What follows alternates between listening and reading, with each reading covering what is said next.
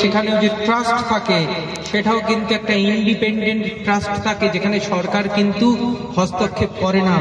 তাহলে এই হিসেব করলে ভারতের কিন্তু আমাদের যে সংবিধানের যে মৌলিক অধিকার দেওয়া আছে বাবা সাহেব আম্বেদকরের, সেইটাকে কিন্তু মুছে এরা সাভারকারের একটা নীতি চালাতে চাইছে।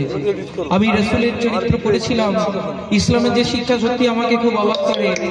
একজন ভদ্র মহিলা প্রত্যেক দিন যখন রাসূলে পাক নবী করিম সাল্লাল্লাহু আলাইহি ওয়াসাল্লাম তিনি নামাজ আদায় করতে যেতেন, সেই সময় কিন্তু সে রাস্তায় জেনে বুঝে নবীজিকে পাক যাতে না থাকতে পারেন তার জন্য ময়লা বা কুড়া ফেলে রাখতো, নোংরা ফেলে রাখতো রাস্তায়, এরকম যাতে নবীজির ওজো ভঙ্গ হয়। তো এরকম যেতে যেতে একদিনকে হঠাৎ করে নবীজি যখন তিনি নামাজ আদায় করতে যাবেন, তিনি সেখানে গিয়ে দেখছেন যে সেই ভদ্র মহিলার উপস্থিত নয়।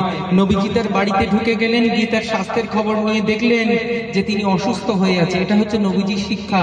অর্থাৎ পরম যে শত্রু আছে ইসলাম শিক্ষা দেয় তাকেও কিন্তু তার যথাযথ সম্মান দিতে, এবং নবীজির প্রচেষ্টায় সে সুস্থ হয়েছিল এবং পরে কিন্তু লা ইলাহা ইল্লাল্লাহ মুহাম্মাদুর রাসূলুল্লাহ সাল্লাল্লাহু আলাইহি ওয়াসাল্লাম কালেমা পড়ে তিনি মুসলমান হয়েছিলেন। এটা হচ্ছে নবীজির শিক্ষা। এই শিক্ষা কখনো খারাপ জিনিস দিতে পারে না।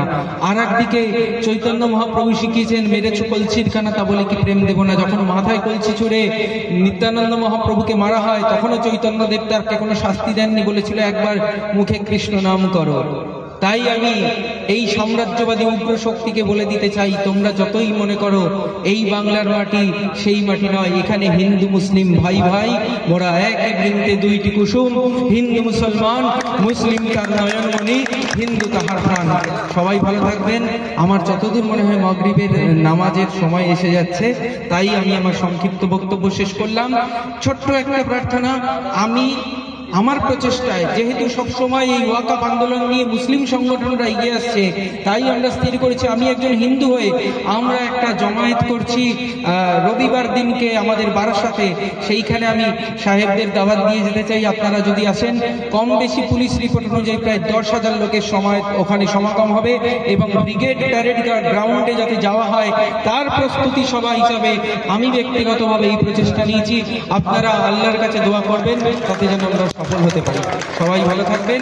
সবাইকে আসসালামু আলাইকুম ওয়া রাহমাতুল্লাহি ওয়া বারাকাতুহু।